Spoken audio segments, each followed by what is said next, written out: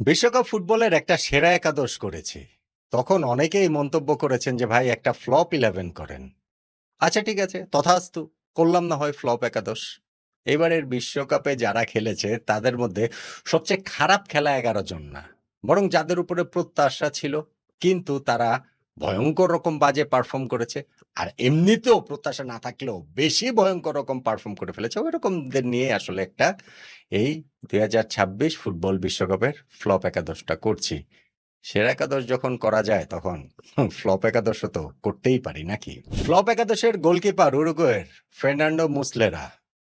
অবসর মানে ভাই অবসরই। অবসর থেকে ফিরে আসাটা যে কিরকম ভয়ংকর হতে পারে সেইটা উরুগুয়ের এই গোলকিপারকে দেখে এবার সবারই আসলে শিক্ষা নেওয়া উচিত। ৪০ বছর বয়সে রিটায়ারমেন্ট ছেড়ে তিনি এসেছেন, কোচ মার্সেলো বিয়েলসা তাকে ১ম চয়েস গোলকিপার করেছেন এবং কি ভয়ংকর পারফরম্যান্স।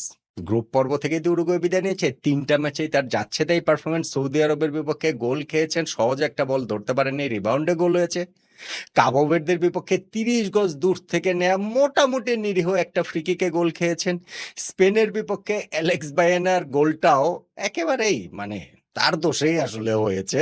ওই হাফ টাইমে তাকে কোচ বদলি করে দিয়েছেন। কিন্তু ততক্ষণে সর্বনাশ যা হওয়ার তা তো হয়েই গিয়েছে। উরুগুয়ের তিনি লেজেন্ড, ওয়ার্ল্ড কাপ লেজেন্ড তো বটেই। কিন্তু ফার্নান্ডো মুসলেরার এই ওয়ার্ল্ড কাপ পারফরম্যান্সটা অবশ্যই তাকে ফ্লপ একাদশের গোলকিপার পজিশনটা দিয়ে দিল। রাইট ব্যাক জার্মানির জোশুয়া কিমিখ এই সিজনটাতে বায়ার্ন মিউনিখের হয়ে পুরো মৌসুমে একটা মাত্র ম্যাচ তিনি রাইট ব্যাকে খেলেছেন। কিন্তু জার্মানির কোচ নাগেলসম্যান তাকে ওয়ার্ল্ড কাপে রাইট ব্যাকে খেলালেন ডিফেন্সিভ মিডফিল্ডের পজিশন বাদ দিয়ে। তাতে করে হয়েছে যে জার্মানির মিডফিল্ড যেমন দুর্বল হয়েছে, রাইট ব্যাকও দুর্বল হয়েছে এবং তার পারফরম্যান্স মোটেই আপ টু দ্য মার্ক ছিল না। হ্যাঁ, ব্রাজিলের দানিলো যাচ্ছেতাই পারফর্ম করেছেন এই পজিশনটাতে, কিন্তু জোশুয়া কিমিখ তার যেই মানে রেপুটেশন এবং জার্মানির যে এলিমিনেশন সবকিছু মিলিয়ে তাকেই আমি রাইট ব্যাকে রাখছি। লেফট ব্যাক ফ্রান্সের লুকাস দিনিয়ে। ফ্রান্সের থিও হার্নান্দেজও যথেষ্ট বাজে, কিন্তু লুকাস দিনিয়ে স্পেশালি আপনি যদি চিন্তা করেন ফ্রান্স যে এলিমিনেট হয়ে গেল স্পেনের বিপক্ষে ম্যাচটাতে এবং সেই ম্যাচটাতে তার কিরকম জঘন্য পারফরমেন্স ছিল, সেই পারফরমেন্সই একটা মানে হয় কি আপনি এরকম ওয়ার্ল্ড কাপের মধ্যে স্টেজে একটা ম্যাচের একটা পারফরমেন্সই আপনাকে যেমন হিরো করে ফেলতে পারে, একটা পারফরমেন্সই আপনাকে ভিলেন করে ফেলতে পারে। লুকাস দিনিয়ে ক্লিয়ারলি স্পেনে ফ্রান্সের এই দলটার হচ্ছে গিয়ে উইকলিং এবং তাকে আসলে এইখানটাতে লেফট ব্যাক পজিশনে আমি ওয়ার্ল্ড কাপের ফ্লপ একাদশে রাখছি। এবার সেন্টার ব্যাক পেয়ার, সেন্টার ব্যাকের যে দুইজন, সেই দুইজনের মধ্যে একজন আমার কাছে ব্রাজিলের গ্যাব্রিয়েল। বিগ রেপুটেশন, আর্সেনালের হয়ে এই সিজন কি দুর্দান্ত খেলেছেন, কিন্তু নরওয়ের বিপক্ষে সেই ম্যাচের কথা ভাবেন, তাকে নিয়ে কি ছেলে খেলাটা করেছে আর্লিং হ্যালান্ড সেটা ভাবেন। হালান্ড যে প্রথম গোলটা দিলেন হেড থেকে, সেইখানটাতে তার বডি পজিশন বলেন, তার বল যে আসছে পুরোটা তিনি দেখতে পাচ্ছেন বলেন, কিন্তু হালান্ড মোটামুটি এমন করলেন যে এই গ্যাব্রিয়েলের উপস্থিতিটাই আসলে নাই। আরামসে তিনি গোলটা দিয়ে দিলেন। ইনফ্যাক্ট সেকেন্ড গোলটা দিয়েছেন সেখানেও দানিলোর দোষ ছিল, কিন্তু গ্যাব্রিয়েলও দাঁড়িয়েছিলেন। ফলে ক্লাব ফুটবলে যতই দুর্দান্ত পারফরম্যান্স হোক না কেন, গ্যাব্রিয়েলের ব্রাজিলের জার্সি গায়ে এই ওয়ার্ল্ড কাপ পারফরম্যান্স, স্পেশালি যেই ম্যাচ থেকে ব্রাজিল আউট হয়ে গেছে সেই ম্যাচের পারফরম্যান্স ফ্লপ একাদশে গ্যাব্রিয়েলকে অবশ্যই জায়গা করে দিচ্ছে আমার কাছে অন্তত। সেন্টার ব্যাকের আরেকটা পজিশনে আমি রাখছি খালিদো কুলাবালিকে, সেনেগালের। কি ভয়ঙ্কর সেন্টার ব্যাক তিনি ছিলেন কয়েক সিজন আগেও, এবং তিনি একটা বিস্ট ছিলেন, একেবারে পাহাড়ের মতো ছিলেন। কিন্তু এই ওয়ার্ল্ড কাপে তার যে পারফরমেন্স ফ্রান্স এবং নরওয়ের বিপক্ষে যে সেনেগাল ৩-২ গোলের চেয়ে ৩টা গোলেই খালিদো কুলাবালির কোথাও না কোথাও গিয়ে কোট আনকোট তার অবদান ছিল। ফলে পরবর্তী ম্যাচগুলোতে তাকে আর খেলানো হয়নি। খালিদো কুলাবালি তার এরকম ইউরোপের one of the most feared centre back, তার যে পতনটা, বয়স হয়ে গেছে ৩৫ বছর, সেটাও স্পষ্টত বোঝা গেছে। আমি খালিদো কুলাবালিকে এই সেন্টার ব্যাক পেয়ারে রাখছি ব্রাজিলের গ্যাব্রিয়েলের সঙ্গে। এরপর ৩ জন মিডফিল্ডার, আমি 4-3-3 তে খেলেছি। ৩ মিডফিল্ডারের মধ্যে ভিতিনিয়া পর্তুগালের বিগ রেপুটেশন নিয়ে ওয়ার্ল্ড কাপে এসেছিলেন। পিএসজির হয়ে কি অসাধারণ পারফর্ম তিনি করেছেন এবং সেই অসাধারণ পারফরম্যান্সের কোনো প্রতিফলন আমরা ওয়ার্ল্ড কাপে দেখতে পাইনি। বরং কোচ তাকে হচ্ছে গিয়ে ওই যে নামিয়ে নিয়েছেন। কোচই বা কি করেছেন সেটা নিয়েও আসলে মানে আপনার প্রশ্নের জায়গাটা তো অবশ্যই থাকতেই পারে। কিন্তু ভিতিনিয়ার ওয়ার্ল্ড কাপ পারফরম্যান্সটা তার জায়গা থেকেও খুবই পুয়ার ছিল। আমি পর্তুগালের এই মিডফিল্ডারকে অবশ্যই ফ্লপ একাদশে রাখতেই চাই। আরেক মিডফিল্ডার ফেডে ভালভার্দে, উরুগুয়ের। রিয়াল মাদ্রিদের হয়ে তিনি যে দুর্দান্ত পারফর্ম করছেন কনসিস্টেন্টলি বছরের পর বছর ধরে, কিন্তু উরুগুয়ের জার্সি গায়ে এই ওয়ার্ল্ড কাপে উরুগুয়ে গ্রুপ পর্ব থেকে বাদ হয়েছে। সেই ম্যাচগুলোতে ওই রকম একটা পারফরমেন্স, একটা ক্লাচ পারফরমেন্স দিয়ে যে দলকে তিনি উদ্ধার করবেন, ওইরকম কোনো কিছু ফেডে ভালভার্দের খেলাতে দেখা যায়। ইনফ্যাক্ট পুরো উরুগুয়ের দলটাই ডিসজয়েন্টেড ছিল, বাট স্টিল তারপরেও যেহেতু বিগ নেম, বিগ রেপুটেশন, সবকিছু মিলে ফেডে ভালভার্দেকে আমি এই ফ্লপ একাদশটাতে রাখতে চাই। এবং থার্ড যে midfielder, attacking midfielder, Bruno Fernandes, পর্তুগালের আরো একজন।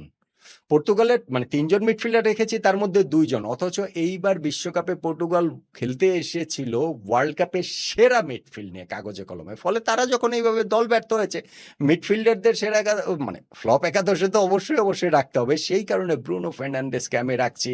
ম্যানচেস্টার ইউনাইটেডের এই সিজনটা তার রেকর্ড ব্রেকিং ছিল। প্রিমিয়ার লিগের হিস্ট্রিতে সবচেয়ে বেশি তিনি অ্যাসিস্ট করেছেন, কিন্তু পর্তুগালের হয়ে এই ওয়ার্ল্ড কাপে তিনি তার নিজের সামর্থ্যের প্রতিভার ছিটে ফোটাও দেখাতে পারেন না। আমি বলবো যে 30%ও আসলে দেখাতে পারেন না। অবশ্যই এইখানটাতে ক্রিস্টিয়ানো রোনালদোর সঙ্গে ঝামেলা আছে কিনা, পুরো পর্তুগাল টিমটাতে কি ঝামেলা ছিল সেগুলোর প্রভাব তো আছে, কিন্তু ব্রুনোর পারফরমেন্সটাও আসলে খুবই হতাশাজনক। আমি তাকে এইখানটাতে এই ফ্লপ একাদশে মিডফিল্ডার নাম্বার 10 সেই পজিশনটাতে অবশ্যই রাখতে চাই। এইবার 3 ফরওয়ার্ডের মধ্যে আমি এক সাইডে রাখছি জার্মানির লেরয় সানেকে। মানে এগুলো তার পজিশন ওরকম না, কিন্তু তারপরে যদি আমি বলি লেরয় সানে একসময় কি অসাধারণ ফুটবলার ছিলেন, কিন্তু এখন সানের এই অবস্থা দেখে আসলে খারাপই লাগে। তার কোথায় গেল সেই পেস, কোথায় গেল তার সেই ট্রিকারি? জার্মানির এইবারে যে ডাউনফল, এইবারের ডাউনফল না, জার্মানি তো কয়েকটা ওয়ার্ল্ড কাপ ধরেই এই অবস্থাই তাদের চলছে। সেইখানটাতে আমার মনে হয় লেরয় সানে, আমি আসলে ফ্লোরিয়ান ভির্টসকেও রাখতে পারতাম, কিন্তু লেরয় সানেকেই আমি আসলে রাখলাম। তার অবস্থাটা বেশি আসলে খারাপ। ফরওয়ার্ডের সেকেন্ড পজিশনটা ব্রাজিলের নেইমারের। একমত হবেন না অনেকেই, কিন্তু আমাকে বলেন তো এই ওয়ার্ল্ড কাপে আসলে নেইমার ব্রাজিলকে কি কন্ট্রিবিউট করেছেন?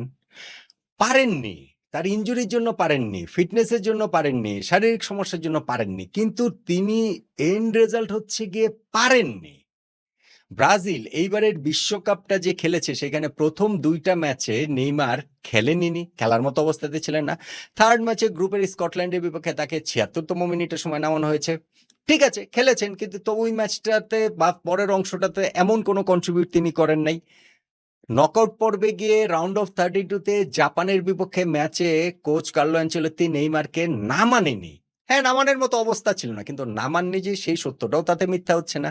আবার যেই ম্যাচটাতে হেরে ব্রাজিল বিদায় নিয়ে নিল রাউন্ড অফ 16-এ নরওয়ের বিপক্ষে, সেইখানে ৭৬তম মিনিটে ইনফ্যাক্ট তাকে যে নামানো হয়েছে, সেইখানটাতে লাস্টে গিয়ে তিনি পেনাল্টি থেকে একটা গোল দিয়েছেন, কিন্তু সত্যিকার অর্থে খুব একটা কন্ট্রিবিউশনের জায়গা কি আর ছিল? ব্রাজিলকে কি তিনি ম্যাচে ফেরাতে পেরেছেন? বরং তিনি নামার পর ব্রাজিলের টিমমেটটা কি আসলে ইমব্যালেন্স হয়ে গিয়েছিল কিনা, এবং সেইখান থেকেই তো এরপরেই ব্রাজিল 2টা গোল খেয়েছে, সেই জন্য ব্যাপক আলোচনার জায়গা আছে। আচ্ছা ঠিক আছে, সেটাকে আমি একপাশে সরিয়ে রাখিও যদি বলি, তাহলেও এই ওয়ার্ল্ড কাপে 2টা ম্যাচে নেইমার বদলি হিসেবে মাঠে নেমেছেন, মোটামুটি 50 মিনিটের মতো তিনি খেলেছেন, এমন কোনো কন্ট্রিবিউট তিনি করেন নাই।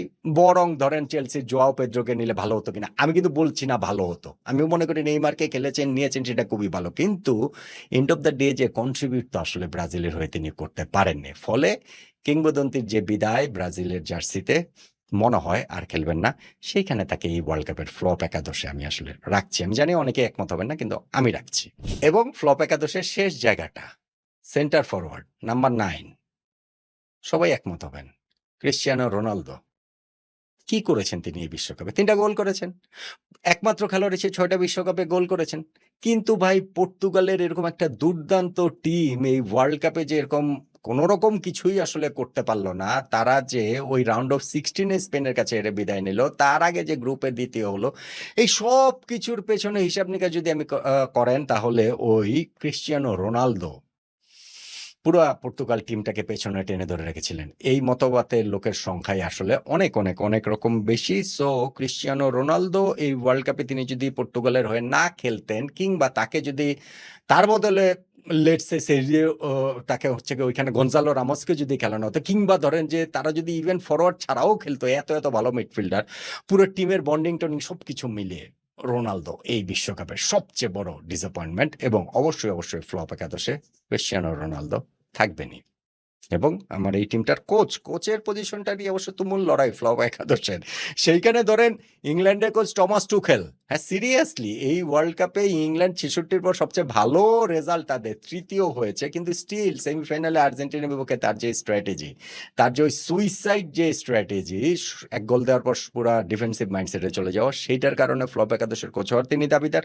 অবশ্যই ফ্লপ একাদশের কোচ হওয়ার দাবিদার হচ্ছে গিয়ে নাগেলসম্যান, জার্মানির কোচ, যেই জার্মানি হচ্ছে গিয়ে প্যারাগুয়ের কাছে হেরেই রাউন্ড অফ 32-তে নকআউট পর্ব উঠেই বিদায় নিয়েছে, তিনিও দাবিদার।